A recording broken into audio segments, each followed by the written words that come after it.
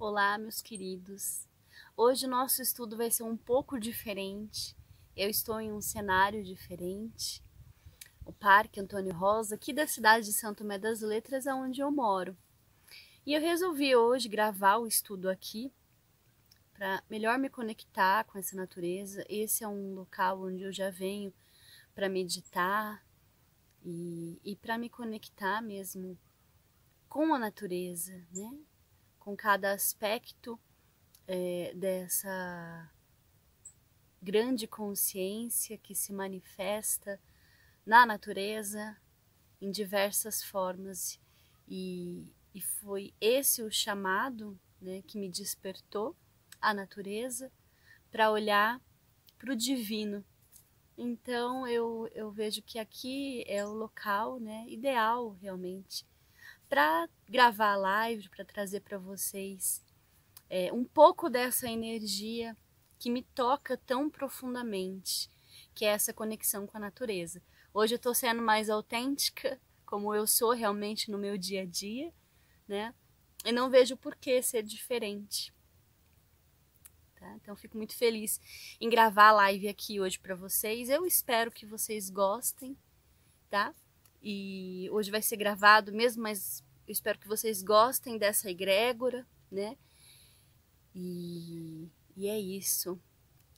Vamos começar então com a nossa meditação. Hoje a meditação também vai ser um pouco diferente. Eu trouxe um instrumento aqui, bem gostoso, bem delicado, para fazer a gente entrar mesmo numa imersão da consciência, né? E se conectar mesmo com o nosso Criador, nossa fonte do ser.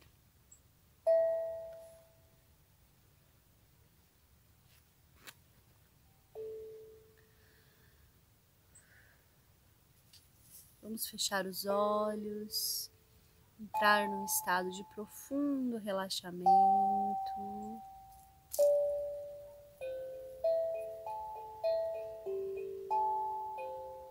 Relaxe os ombros, relaxe os músculos da face, solte todo o seu corpo.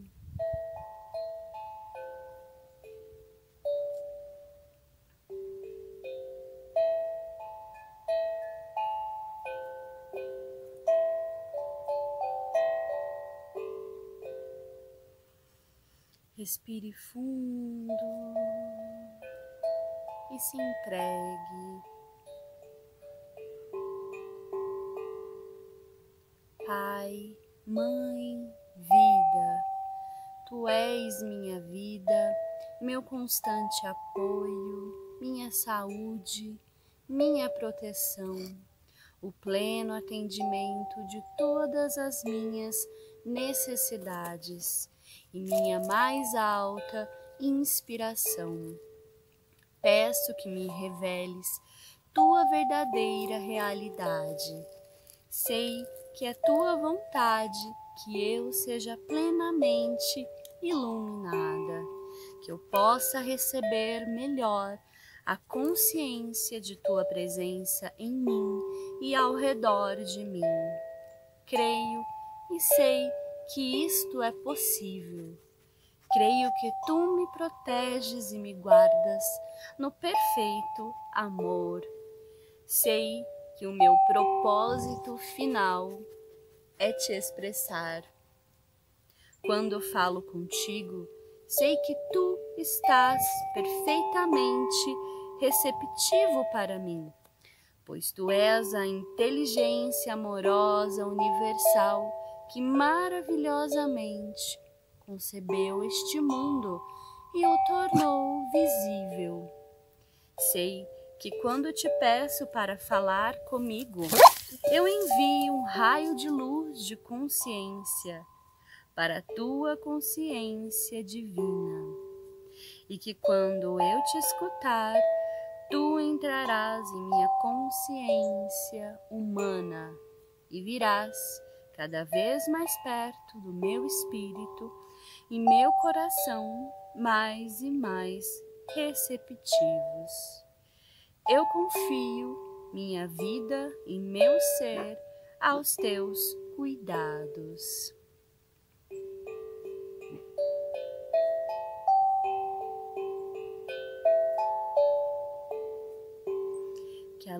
luz da consciência penetre em nossa consciência e nos traga inspiração para aplicarmos esse conhecimento em nosso dia a dia.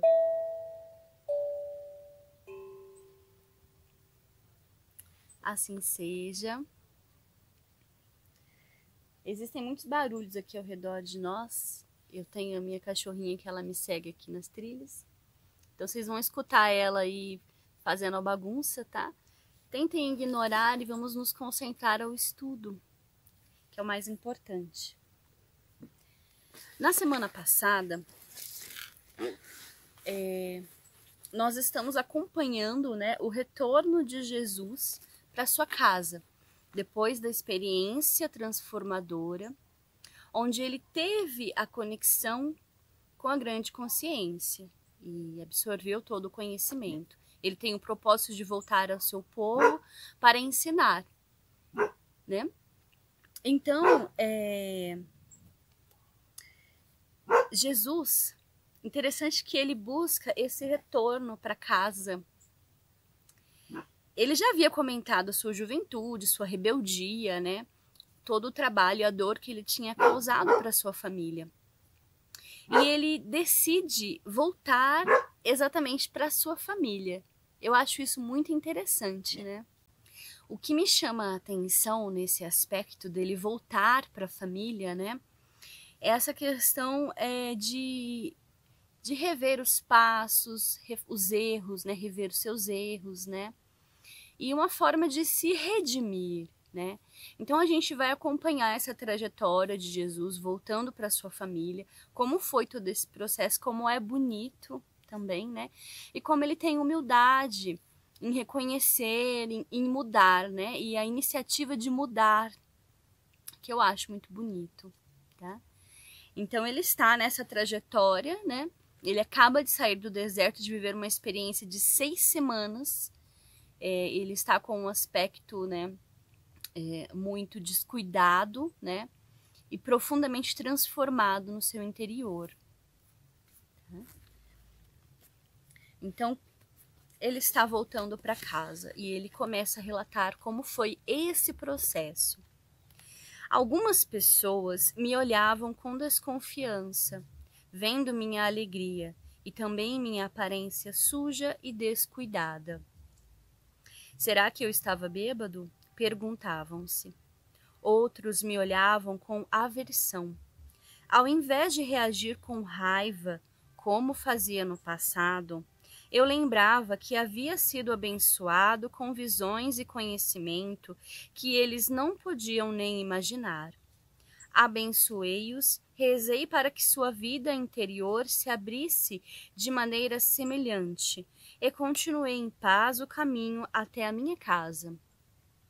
Entretanto, alguns aldeões olhavam com compaixão para meu lamentável aspecto e correram para suas casas para buscar-me pão e mesmo vinho para ajudar-me a continuar o caminho. Havia sempre alguém que me oferecia abrigo para a noite. O Pai Vida de fato supriu todas as minhas necessidades e me deu toda a proteção necessária. Durante todo esse tempo, eu não disse nenhuma palavra a respeito das minhas semanas no deserto. Sentia que ainda não era o momento. Por fim cheguei à minha aldeia, Nazaré, e o povo caçoou abertamente de mim, apontando meu aspecto imundo e minhas roupas rasgadas. Vagabundo, preguiçoso, sujo, foram algumas das palavras mais amáveis que me lançaram. Cheguei à porta de minha mãe com um sentimento de pavor, pois eu sabia que ela ficaria mais chocada do que seus vizinhos ao me ver diante dela. Magro, mostrando os ossos sobre a pele, os olhos fundos, as bochechas vazias, a face queimada, os lábios rachados do sol, a barba longa e embaraçada, e a roupa. Ficaria furiosa ao ver minha roupa, sua cor original totalmente irreconhecível pelo pó do deserto, e o tecido desfeito e rasgado. Subi os degraus e preparei-me para aguentar a fúria de minha mãe. Quando chamei, minha irmã veio à porta. Olhou-me boquiaberta, assustada e com os olhos arregalados, e bateu-me a porta na cara. Ouvia correr para os fundos da casa gritando: Mãe, venha depressa! Há um homem velho e sujo na porta. Escutei minha mãe resmungando irritada para si mesma, enquanto corria para a porta. Abriu-a, de repente ficou paralisada pelo choque. Eu sorri por um momento. Ela olhou-me de cima a baixo, cada vez mais horrorizada, ao dar-se conta de que este homem de terrível aspecto era de fato seu filho rebelde, Jesus. Estendi minha mão para ela, dizendo: Sei que causo pena a você, mas pode ajudar-me? Imediatamente, sua expressão mudou e, levando-me para dentro, trancou a porta. Depressa, disse para minha irmã assustada, deixe de escândalo e ponha água para ferver. Seu irmão está morto de fome. Não importa em que confusão se meteu. Ele é da família. Temos que cuidar dele. Suavemente me ajudou a tirar a roupa, inclinou-me sobre um grande recipiente de água e esfregou-me até ficar limpo. Lavou-me, cortou seu cabelo e barba e cuidadosamente cobriu as feridas do meu corpo e lábios com uma pomada cicatrizante. Nenhum de nós quebrou o silêncio. Saboreei o amor que ela me demonstrou. Tentei demonstrar minha gratidão com uma atitude mais doce e sensível. Muito linda essa parte, né?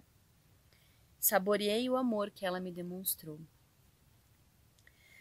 Antes, Jesus conta, né, como ele foi descriminalizado, né, julgado e até xingado pelas pessoas, né, simplesmente porque ele estava com um aspecto terrível perante aquelas pessoas, né.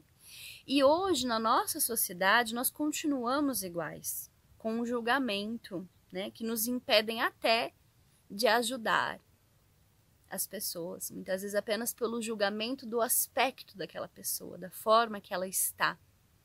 Né? Nós temos essa necessidade de analisar pela aparência.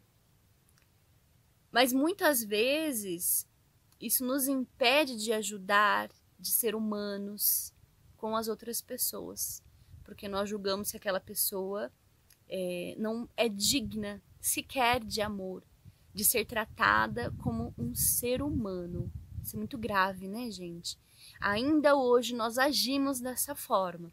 Ainda hoje pessoas que se dizem cristãs, religiosas, elas agem exatamente dessa forma, né? Mas assim, em todos os tempos vão existir pessoas que olham além da aparência, né? Naquele tempo existiram pessoas que ajudaram Jesus. Hoje existem pessoas que olham além da aparência, que olham como para as pessoas como seres humanos, independente da aparência. Essas pessoas são pessoas que se deixam tocar pelo divino, né? Independente da religião, a crença, a prática que elas fazem. Naquele momento, o amor, a intuição fala mais alto. Né? E a gente, em algumas situações, acaba cedendo a essa luz, né? E cumprindo o nosso papel, que esse é o papel da grande consciência, nos instruir a dar amor uns aos outros, né? A cuidar uns dos outros.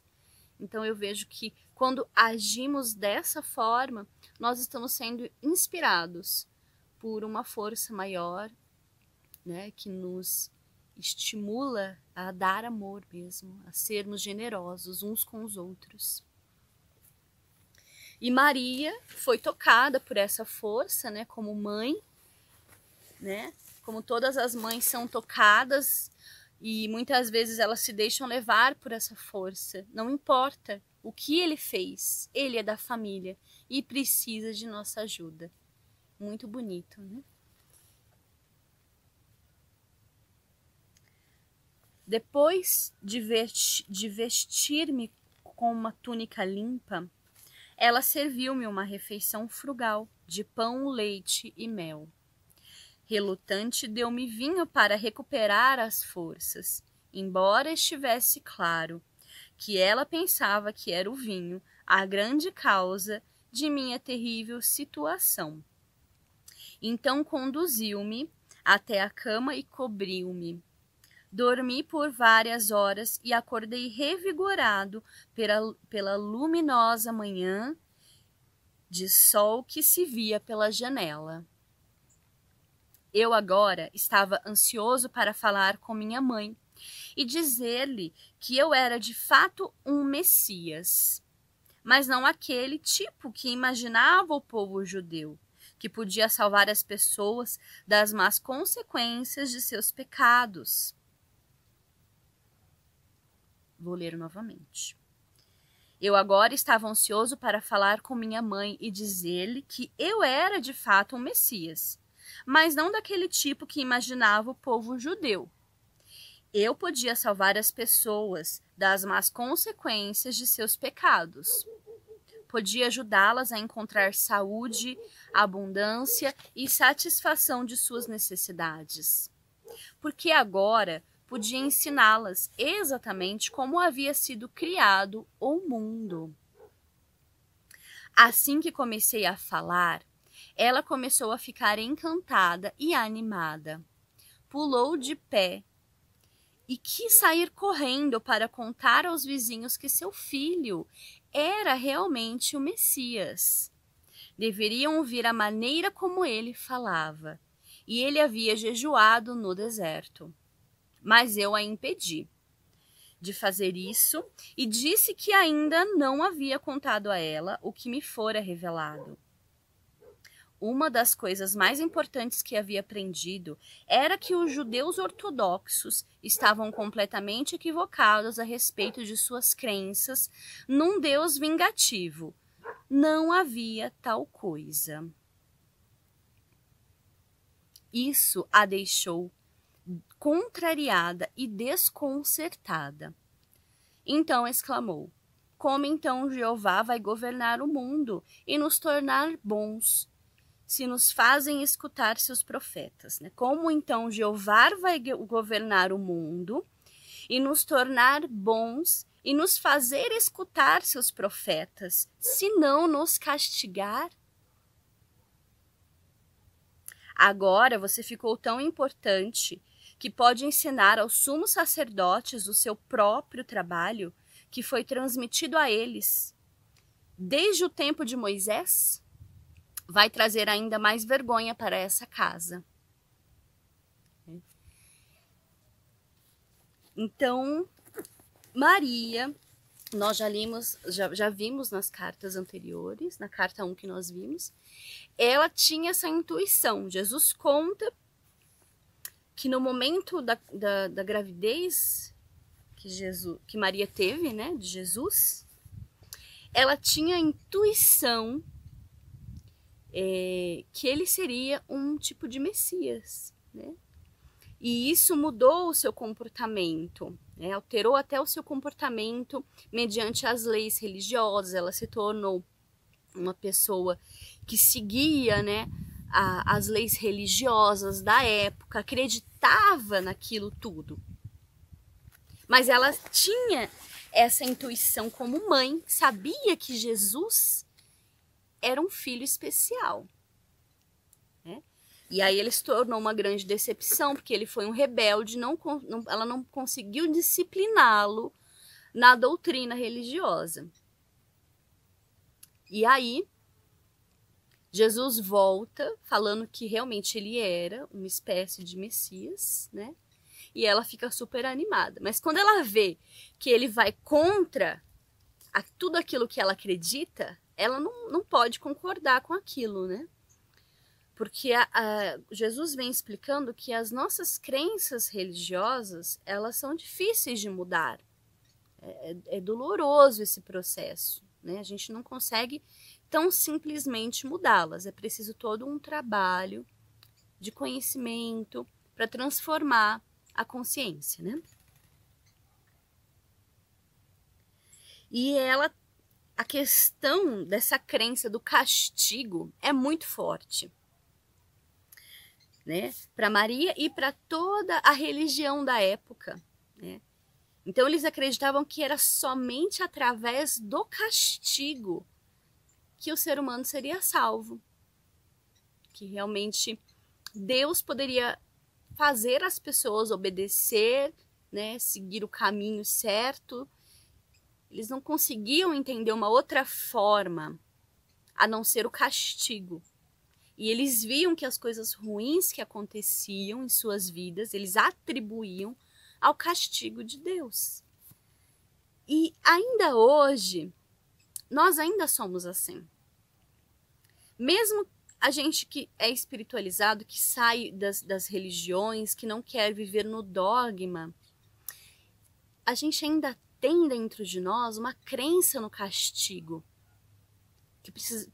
Quando acontece algo de ruim na nossa vida, só pode ser um castigo, né? Tô sendo castigado. É importante a gente buscar trabalhar uma postura interna de libertação da crença no castigo, né? Porque tudo que nós acreditamos é o que nós vamos atrair para as nossas vidas. Existe a consequência das nossas atitudes. Mas nós podemos mudar as nossas atitudes e aí nós vamos mudar também as consequências. Agora, se nós acreditarmos que precisamos ser castigados para evoluir, é essa crença que nós vamos atrair para a nossa vida. Então, de uma maneira global, nós ainda acreditamos no castigo. E nós precisamos mudar essa visão para realmente atrair e cocriar uma realidade plena e feliz, né?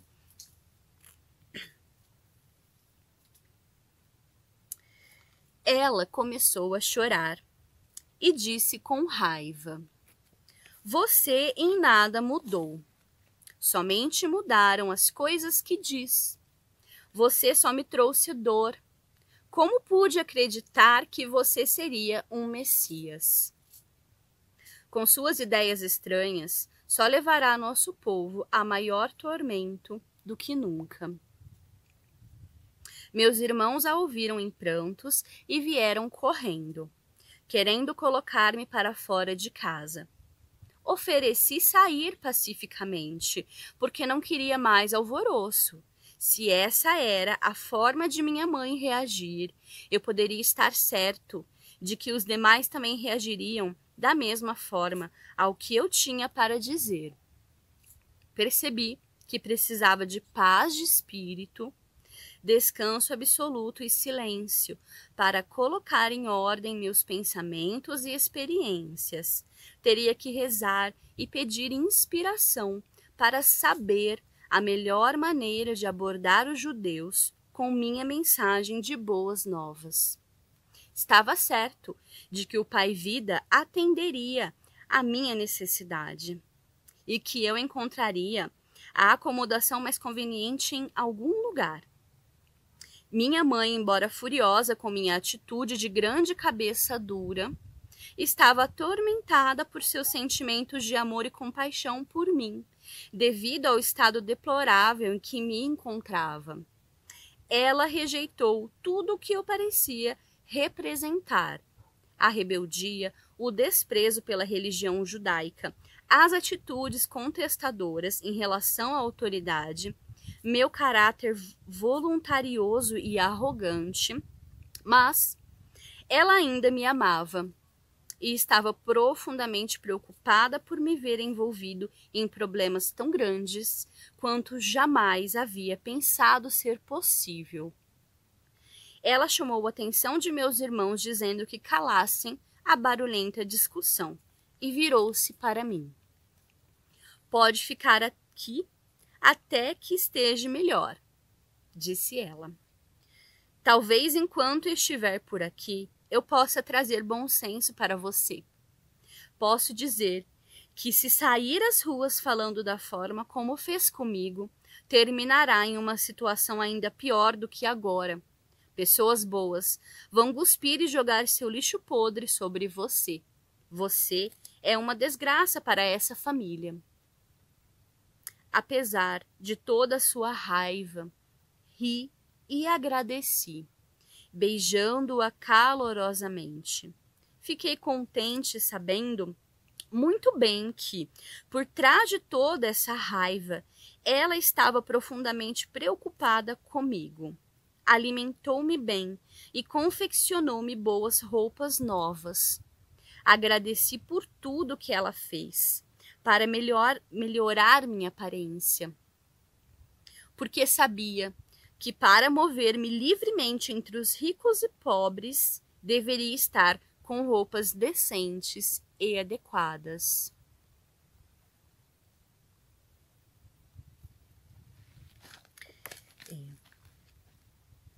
Interessante esse ponto, né? Bom, primeiro que o amor sempre vai falar mais alto, né? Então, o amor de Maria falou mais alto e ela se viu na necessidade de ajudar o seu filho. Embora ele parecesse, né? Tudo que ele parecesse para ela era errado. Então, ela teve que rejeitar toda aquela aparência que ele representava para colocar o amor que ela sentia por ele em primeiro lugar. Isso é até algo instintivo, né?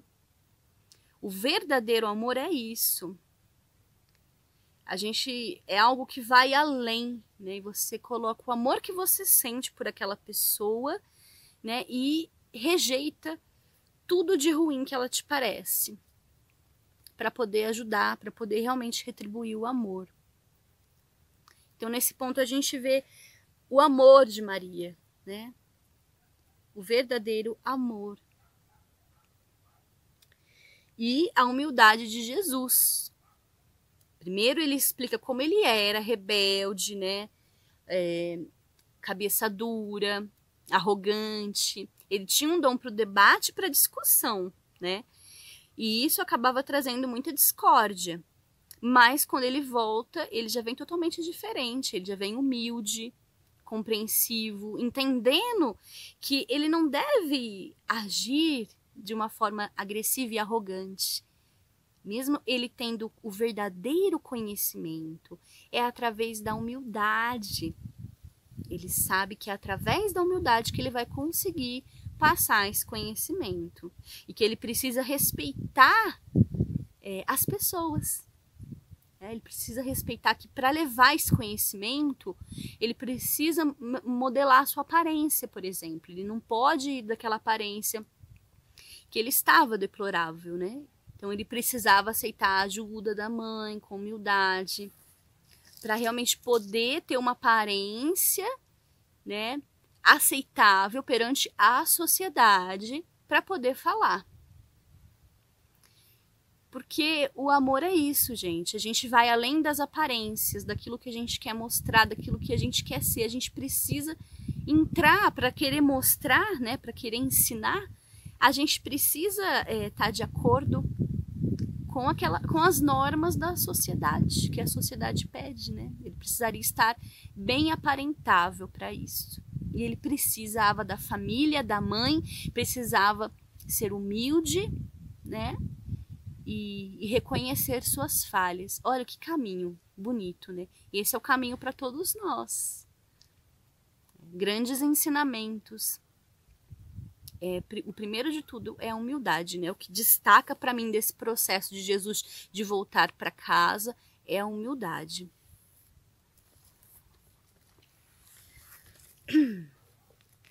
Às vezes, havia escassez de alimento em casa. Recorrendo ao poder do Pai, eu a reabastecia sem dizer nada. Ela também não disse nada. Eu sabia que ela se perguntava com tristeza: se além de todos os meus péssimos hábitos, eu agora também era ladrão. Então me pegou com um pão recém-saído do forno nas mãos. Ela sabia que eu não havia saído de casa para comprá-lo e também que o forno não havia sido usado naquele dia. Não me disse nada, mas me olhou de forma reflexiva. Eu pude ver então que suas atitudes mudaram. Ela já não estava mais tão certa de si. Ela começava a questionar a sua própria atitude em relação a mim e também a verdade acerca das minhas afirmações. O que realmente aconteceu com ele no deserto? Como ele poderia fazer um pão sem usar o forno, a farinha e o fermento? O que isso significa? Ele é o Messias? Então meu irmão feriu a mão. Ele sentiu muita dor quando o ferimento infeccionou. Permitiu-me colocar minhas mãos em sua ferida e fazer uma oração em silêncio. Eu podia ver que ele sentiu o fluxo do poder entrando em sua mão, porque ele me olhou de forma estranha. A dor foi embora. Disse brevemente. Estava mal-humorado quando se afastou, e eu sabia que, ainda que tivesse sentido alívio da dor, não havia gostado de que eu fosse capaz de ajudá-lo. Senti os seus ciúmes. Minha irmã havia queimado sua mão e outro irmão muitas vezes se queixava de fortes dores de cabeça. Fui capaz de curar os dois. Meus irmãos começaram a caçoar a respeito dos meus poderes mágicos. Perguntavam-se qual mal eu poderia fazer a eles se me irritassem. A tensão em casa aumentou e senti a tristeza de minha mãe, que ansiava pela paz no lar. Mas ela viu mudanças em meu comportamento e sentiu-se reconfortada. Eu estava mais tranquilo, visivelmente controlava minhas prováveis explosões, continha minha energia, refreava minha impaciência e já não discutia mais. Tornei-me mais atencioso, ouvindo suas queixas de mulher, ajudando-a em casa, consertando os móveis quebrados, caminhando pelas colinas até fazendas distantes para encontrar as frutas e verduras que ela queria. Cheguei a amá-la com ternura e compaixão, como uma mãe deve ser amada.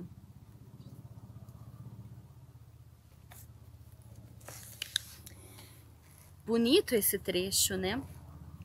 A gente percebe que a mudança, né, de Jesus vem firme e forte, né? Porque toda mudança, ela deve ser constante, não imposta.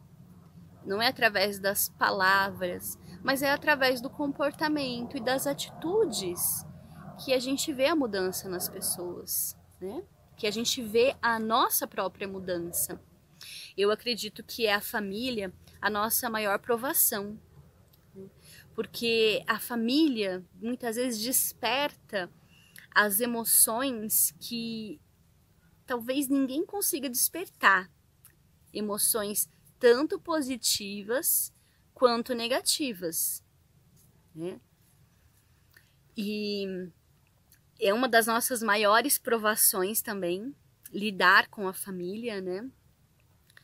Quando a gente consegue realmente lidar com a nossa família, sem deixar que aquelas emoções fortes nos controlem, né?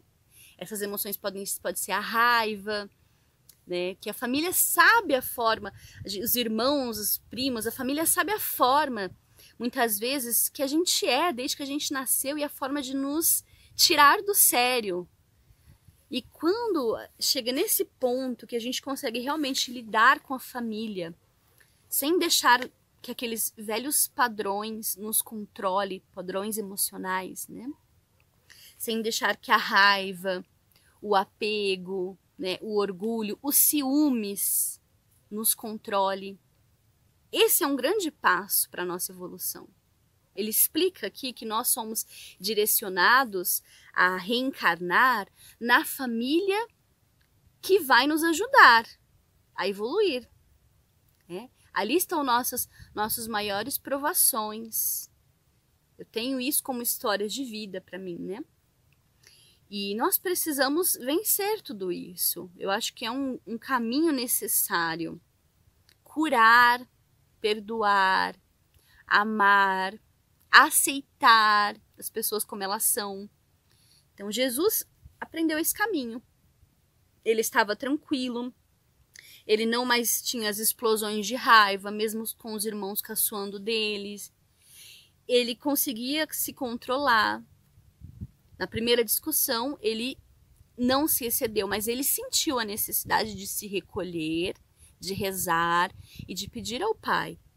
Então, essa era a forma de Jesus para controlar todos os seus padrões emocionais. Ele se recolhia, meditava, buscava a força para acalmar as suas emoções. E essa mudança, ela foi ficando cada vez mais forte, né? Conforme ele estava lidando ali com a família, né? Que é a maior provação de todas. Na minha opinião, é lidar com a família mesmo, né? Um dia, ela se aventurou a perguntar-me: você ainda acredita que Jeová seja um mito? Jó disse que se Jeová retirasse sua respiração, toda a carne viria abaixo. Este é o Jeová que vi e em quem acredito. Ninguém viu a Jeová, disse ela com firmeza. Eu vi aquele que criou todas as coisas. Respondi calmamente. Eu o chamo de Pai, porque ele é amor perfeito, um amor mais perfeito que o de uma mãe. Acrescentei sorrindo para ela. Ele trabalha dentro, através e para toda a sua criação. É o Pai em mim quem tem trazido as coisas de que você necessita em casa e que curou os meus irmãos e irmãos tão rapidamente. Eu podia ver que ela estava começando a entender um pouco do que eu dizia. O que é o castigo? Perguntou-me. Não existe castigo da forma como compreendemos. Nascemos para nos comportarmos da forma como fazemos. Temos que encontrar uma maneira de superar nossos pensamentos e sentimentos humanos, porque estes nos separam da proteção do Pai e nos trazem as doenças e a miséria. Quando tivermos aprendidos a separar o eu, então estaremos no reino dos céus. Pensamentos humanos nos separam da proteção do Pai. O tempo já está dando, eu vou ficando por aqui. Ficamos com essa mensagem, a necessidade de superação do eu, da nossa personalidade, dos nossos padrões emocionais e mentais. Um grande beijo para vocês. Eu espero que vocês tenham gostado do cenário novo. Comentem aí se vocês gostaram. E os próximos estudos a gente vai fazer dessa forma, tá? E me sigam, sou Caroline Godoy. Estou aí no YouTube. E um grande beijo para vocês. Fiquem com a luz. Um grande abraço.